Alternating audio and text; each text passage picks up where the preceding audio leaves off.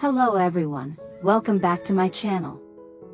I'm so glad to once again share with you the next chapter of the story about the resilient single mother, Lythieuca. In the previous episode, many of you were surely still heartbroken after witnessing the sudden tragedy. Hoai sadly lost the child she was carrying with Hung. It was not just an ordinary loss, but a deep wound in her soul. A young woman who had already endured so many hardships now had to face a pain that seemed impossible to heal. That tiny life, just beginning to form, was taken away too soon, leaving behind sorrow and regret. In the days that followed, Hoai lived in the struggle between grief and responsibility. Many nights, she silently wept alone, but when the morning light came, she had to wipe away her tears, put on a smile, and keep going. Because beside her was Tony, her 3-year-old son. Too young to understand what had happened, yet his sparkling eyes and innocent laughter became her greatest source of strength, helping her move forward through the storm. Meanwhile, far away, Hung remained busy day and night with his duties. He had no idea that his little family had just endured such a devastating shock. Every time they spoke on the phone, Hoai tried her best to hide her pain, pretending everything was normal so that Hung could focus on his work. But can the truth be hidden forever? One day, Hoai will have to face reality and tell him everything, and when that moment comes, how will Hung react? Today's episode will continue to lead us deeper into the journey of this small but strong-willed woman. Will love be enough to heal her broken heart? Will trust and sharing help them overcome all the storms ahead? Let's follow the story in today's episode to find the answers together. And don't forget to leave your thoughts in the comments, hit the like button, and subscribe so you won't miss the next episodes. Your support is the greatest motivation for me to keep bringing you stories full of emotion. Hoai sat quietly on the porch, her hair falling down to hide half of her pale face. Her eyes were red from nights of broken sleep, dark circles marking every trace of exhaustion. Her hollow cheeks and gaunt cheekbones made her look decades older. The brightness and innocence that used to light her face now seemed washed away by silent nights of crying, leaving only a sorrowful, fragile figure, like a dry leaf clinging to a branch in the cold wind. Night draped the world around her, her small silhouette was cast on the yard, so precarious that it made you want to step forward and steady her. The air around the house grew heavier as darkness settled. The old bulb dangling from the ceiling gave off a weak yellow halo that flickered in the wind, casting Hoai's long shadow across the tile floor. In the small room behind her, Tony slept deeply, his breathing steady and clear like a lullaby. Hearing him, her heart warmed and hurt at once. She knew that the child was the only thread still holding her to life. Without Tony, perhaps she would no longer have the courage to sit here and breathe another day. She hugged a soft pillow to her chest and sat staring by the weathered wooden window, its tiny cracks like the fissures in the young mother's heart. Outside, the sky was vast and heavy, utterly black with not a single star. The breeze slipping through the leaves carried the damp, earthy smell of soil after the afternoon rain, mingled with the sharpness of the night air. The crickets' restless chirps in the garden and the rustle of bamboo leaves, sounds that had once been familiar, now turned into a mournful melody, layering more loneliness onto a soul already burdened with pain. Tears began to fall again. Each drop traced a warm path down her hollow cheek, then turned cold when it hit the fabric of her shirt. She did not cry out loud, afraid of waking her son, letting the tears stream like a hidden current. Each tear felt like a shard cutting deeper into her heart, shattering it into 1,000 sharp fragments with no way to mend them. In the quiet house, the ticking of the wall clock rang hauntingly clear, each tick engraving another notch of sorrow. Hoai bit her lip until it bled to hold back the choking sobs. She knew Tony was far too young to understand such a great loss. He still ran around the yard every afternoon with carefree laughter, still demanded bedtime stories. And she, The mother, who had lost a part of her own flesh, had to pretend to be strong, to pretend nothing had happened. The night the doctor told her the pregnancy could not be saved, her whole body went numb, her ears rang, and the world in front of her shattered into a million pieces. Even now, that memory torments her every hour. Each day for Hawa felt like a torment. By day she forced a smile and hid her pain deep in the bottom of her eyes so Tony would not notice. She meticulously made a bowl of porridge for him, led him out to the garden, did the housework as always. But when night fell, when the cicadas fell silent and everything slipped into stillness, she felt utterly alone and desperate. Under the weak yellow lamp, the woman's heart kept aching. The pain rose in ruthless waves, drowning every last ounce of will and hope she had left. At the office, Hung wore his neatly pressed uniform.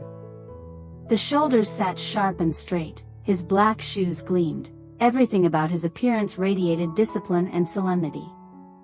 Yet behind the crisp attire, his eyes betrayed a heaviness that was hard to conceal. In recent days, an endless stream of duties and meetings had consumed him, one assignment piling upon another. Before his comrades, he kept a firm and decisive front, but when alone, his shoulders seemed to collapse under the weight of burdens too heavy to bear. During the lunch break, the meeting room filled with chatter and laughter, the clinking of cups echoing in the background. Quietly, Hung stood up and stepped into the hallway, seeking a moment of peace. At the end of the corridor, an old window stood slightly ajar, letting a beam of sunlight pour across the tiled floor. He sat down on a worn wooden chair, leaned back against the wall, and closed his eyes halfway, as if trying to escape the relentless grind of work outside. After a while, his calloused hand reached into his pocket. A weathered leather wallet appeared. He opened it slowly, carefully, as though it held a treasure. And indeed, for him, it did. A small photograph of Hawa holding Tony, both mother and son glowing under the afternoon sun in front of their home. Hung lifted the photo closer, his gaze lingering on his wife's bright smile, on his little boy's innocent face. Hands that once gripped a gun with unwavering steadiness now trembled as they brushed gently over the image. His throat tightened, his breathing grew heavier. Eyes that had stared down danger without flinching now glistened with tears, brimming with longing. The footsteps and voices of his comrades echoed faintly from afar, but Hung heard none of it. His mind had wandered back to that little house at the end of the dirt road, where Hoai struggled silently with a pain he knew nothing about, where Tony still ran joyfully around the yard, babbling, "Papa," with a carefree smile. The memory surged like a tide, squeezing his heart with every beat. For a fleeting moment, Hung wanted to pull out his phone, to call Hawa, to hear her voice, to ask the simplest question, "Are you and our son doing well?" But he restrained himself. He feared that the sound of her voice would turn his longing into an unstoppable sob, that his tear-filled eyes might betray him to his comrades. So instead, he quietly tucked the photo back into his wallet, pressing it close to his chest, as if locking away a piece of his heart in its safest place. The news of having 2 days off for the weekend came to Hung like an unexpected gift. The moment he heard it, his heart leapt. All the exhaustion that had weighed him down for so long seemed to dissolve instantly, leaving only the burning desire to return home. He packed his things in such a hurry that he barely folded them properly, shoving each item into his old backpack. His shoes were still dusty from a long day, but he didn't care to clean them. He only wanted to leave as quickly as possible. In his mind, a single thought rang out, sharp and relentless. He had to go home, had to see Hawa, had to hold Tony again. By late afternoon, Hung was on the road. Night had already fallen, a thin mist spreading thick over the deserted highway. Still in his uniform, he sat upright, hands gripping the handlebars tightly. The headlights cut a sharp beam of white into the endless darkness ahead. On either side, rows of old trees trembled in the wind, their rustling leaves whispering with the cold night. The night wind lashed against his face, stinging and biting through layers of fabric, but he paid no mind. Each turn of the wheels urged him faster. With every curve passed, every roadside marker behind him, his heartbeat quickened, each one a step closer to the people he longed for. The endless road became a taut invisible thread, pulling him toward that small house that held his whole world. The midnight silence was broken only by the hum of the engine echoing into the vast emptiness. Hung didn't dare stop, not even for a moment. His eyes strained forward, fixed on the road, while in his mind, the image of Hawa appeared, sitting on the porch the night he left, her face heavy with sadness. The thought pierced his chest, making him grip the handlebars even tighter, speeding faster still. Near midnight, the familiar bamboo hedges finally emerged from the silver mist. Beyond the old trees, the little house lay quietly, waiting. The wooden door stood slightly ajar, with a dim yellow glow spilling from inside, faint but warm. Hung stopped his bike at the gate, breath quick and shallow, his heart pounding so fiercely it felt as though it might burst from his chest. He stepped inside, his shoes clicking softly against the tiles in the stillness.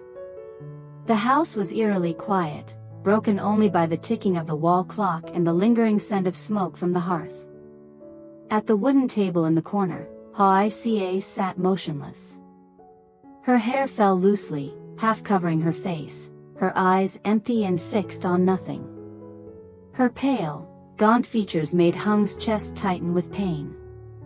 Without a second thought, he rushed forward. His strong arms wrapped tightly around her fragile body. She trembled in his embrace, like a small bird finally finding shelter after a storm. That familiar warmth made her freeze for a moment, then her lashes fluttered, and tears welled up, spilling over. Droplets slid down her cheeks, soaking into his uniform, still faintly carrying the scent of sun and gunpowder. He held her closer, his voice hoarse, trembling but firm, etched deep from his heart. "I'm here now. You're not alone anymore." The next morning, in the small tiled roof house weathered by time, beams of sunlight slipped through the leaves in the yard, casting golden streaks across the old brick floor. On the wooden table in the center of the room, a teapot of freshly brewed jasmine tea still steamed, its delicate fragrance mingling with the warmth, dispelling the lingering chill of the night. Mother Ha sat nearby, her frail hands slowly lifting a teacup, her gaze distant as if lost in thought. Ha and Du were also present, their faces equally somber and contemplative. In the quiet air, only the chirping of sparrows outside and the soft bubbling of water in the kettle could be heard, sounds that made the atmosphere feel even heavier. All seemed to be waiting for Hung to speak. He sat there in his neatly pressed but simple uniform. His hands were clasped tightly on his knees, his eyes scanning the familiar faces before resting on the teapot. A storm of thoughts churned silently within him, but the more he thought of Hawa, the woman silently bearing the agony of losing their child, the more resolute his heart became. At last, Hung raised his head, his voice deep, every word deliberate and firm. "I want to hold a wedding for Hawa. Even though the baby is gone, she is still the woman I love, the one I will cherish all my life. I don't want her to endure any more sorrow or shame." His resolute words filled the small room, leaving everyone momentarily stunned. For that brief instant, even the birds outside seemed to fall silent, yielding to the weight of his declaration. Mother Ha's hands trembled as she set her cup back on the table. Tears welled in her eyes, dampening her lashes. She looked at Hung, her gaze a mixture of love and deep emotion. After a pause, her voice broke softly. "My son. I've waited a long time to hear you say this. Hawa has suffered so much, endured so many losses. If you truly love her, then marriage is the strongest shelter you can give. Don't let her live in uncertainty any longer." Ha, the older sister, sat beside her, clutching her sleeve tightly, eyes shimmering with tears. She nodded over and over, her voice trembling with emotion. "Our little sister has endured too much already. You're doing the right thing. The wedding doesn't need to be big or extravagant, just simple, warm, so everyone knows she has a home, a safe place. I'll help you prepare, with all my heart." "Do." The quietest man in the room let out a long sigh, his eyes glowing with sincerity. He stood, walked closer, and placed a firm hand on Hung's shoulder, a gesture of solidarity. "We've known each other since childhood, and I know you better than anyone. If this is your decision, then I'll stand by you to make it happen. Hawa deserves happiness, and I trust you'll give her that." The atmosphere in the room slowly warmed. The earlier heaviness dissolved, replaced by unity and support. Every gaze turned to Hung, not with doubt, but with faith and emotion. Hung bowed his head slightly, a wave of indescribable relief washing over him. He knew this decision was more than a promise, it was proof of his love for Hawa. A love unbroken by trials, a vow to walk by her side for the rest of their lives, no matter what storms might lie ahead. By late afternoon, Hawa's courtyard had taken on a new, extraordinary look. White fabric panels stretched gracefully along the row of areca palms at the gate, fluttering softly in the evening breeze like delicate veils descending from the heavens. Along the path, clusters of pure white chrysanthemums and bright red gerbera daisies were carefully arranged in clear glass vases. Their gentle fragrance mingled with the rustic scent of straw drifting from neighboring roofs, painting a picture both simple and sacred. On bamboo tables draped in crisp white cloths, the feast was set, humble yet abundant. Golden boiled chicken gleamed beside steaming bowls of fragrant soup, while a platter of red sticky rice released its sweet aroma. There were also plates of freshly steamed greens, small bowls of roasted sesame salt, and a jug of amber-colored rice wine that shimmered under the light. Every dish had been lovingly prepared by family and friends. Nothing was extravagant or ornate, yet each detail overflowed with care and affection for the couple. The guests were few, but each face was close and dear. Ha wore an emerald green AO dye, graceful and elegant, her radiant smile occasionally giving way to eyes glistening with emotion whenever she looked at her younger sister. Du had chosen a simple white shirt, his hair neatly combed, his gentle smile never leaving his lips. Tieu San, along with Mother Ha and several of Hawa's old friends, had also arrived early. Every guest carried sincerity in their demeanor, their eyes glowing with joy as if witnessing the happiness of their own kin. The atmosphere grew livelier with the appearance of little Tony. Today, his mother had dressed him with care, his hair combed neatly, his cheeks rosy, his small white outfit adorned with a tiny black bow tie. Tony dashed playfully around the bamboo tables, his clear laughter ringing through the courtyard. His little shoes clattered rhythmically on the old bricks, as though adding a beat to the celebration. From time to time, he would rush over to tug Hung's hand forward, then suddenly throw his arms around Hawa. His innocent gestures drew laughter from everyone around, warming the air with affection and joy. The evening breeze carried the fragrance of flowers and the faint warmth of candles. Flames flickered gently around the yard, their golden glow shimmering like stars fallen to earth. Shadows of people, flowers, and candles intertwined, weaving an unforgettable, dreamlike tapestry. Voices of conversation, laughter, and whispered blessings mingled together, giving the small ceremony a profound sense of meaning. No unpresent thought's simplicity could touch the heart so deeply. There were no lavish banquets, no dazzling displays, only eyes brimming with love, hands held tightly, and the faith that today marked the beginning of a new journey.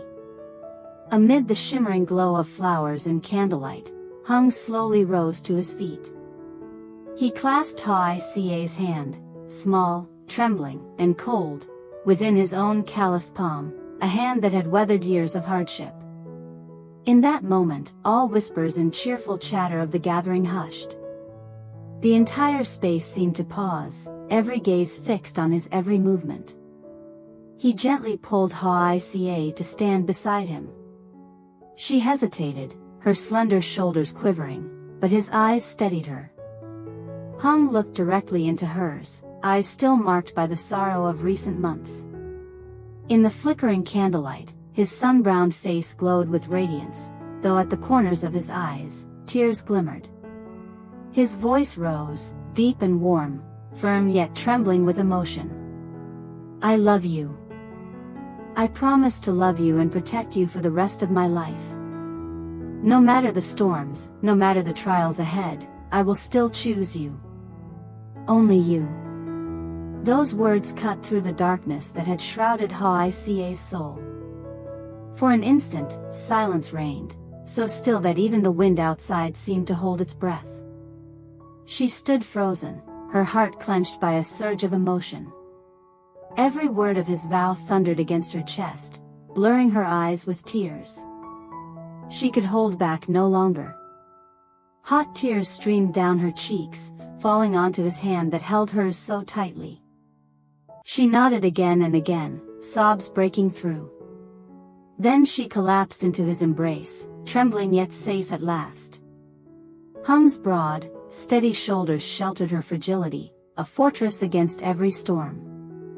Around them, everyone remained silent. Ha lifted a hand to her mouth, eyes shimmering as emotion welled within.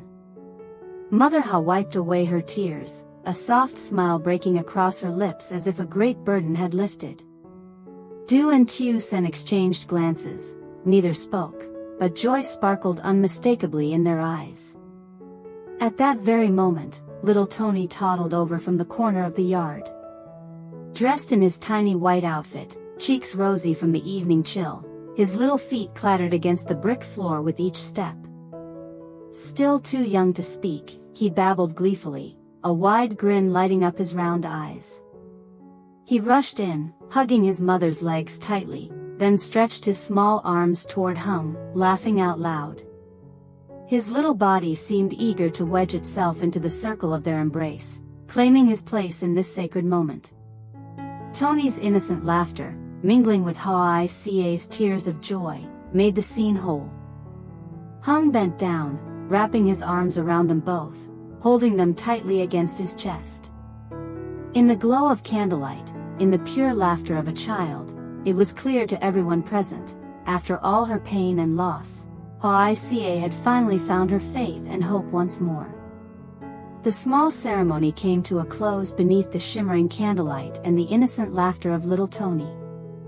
On Hawaii's face, tears still lingered, but they were tears of happiness. In Hung's embrace, she no longer felt alone, she had found a steady shoulder to lean on. Family and friends gathered around, smiles lighting every face, silent blessings flowing toward the young couple. The pain and loss that once seemed unbearable were now being gently healed by love and the power of sharing. Yet ahead still lie unnamed challenges, storms that could strike at any moment. Will this fragile happiness endure? Will Hawa and Hung have the strength to walk side by side through the difficult roads to come? Stay tuned for the next episode to find out. And don't forget to leave your blessings for Hawa, Hung, and little Tony in the comments. Your love and encouragement are the greatest strength to keep this story alive and spreading. Xin chào tất cả mọi người đã quay trở lại với kênh của mình. Bây giờ là gần tối rồi và mình vẫn chưa hoàn thành video. Hiện tại là mình đang vừa ăn tối vừa hoàn thành video đó mọi người. Mình vẫn đang cố gắng để hoàn thành video sớm nhất có thể. Hôm nay thì mình đang làm dở video về câu chuyện của mẹ đơn thân Lytieuca. Mình hy vọng rằng mọi người sẽ yêu quý và ủng hộ cho kênh mình nhiều hơn nữa để kênh mình có thể ngày càng phát triển và ổn định hơn. Nếu như mà yêu quý kênh mình cũng như là yêu quý các nhân vật ví dụ như là Hoai ca thì mọi người cũng có thể để lại bình luận để chúc phúc cho họ. Và hôm nay thì đã có một cái đám cưới diễn ra, và nếu như mọi người yêu quý thì hãy để lại bình luận để chúc phúc nhé. Hẹn gặp lại mọi người trong những video tiếp theo. đón xem kênh mình. Kênh mình thì sẽ cố gắng lên video đều hàng ngày, nên mọi người hãy đăng ký kênh và bật chuông thông báo lên để không bỏ lỡ bất kỳ video nào mọi người nha.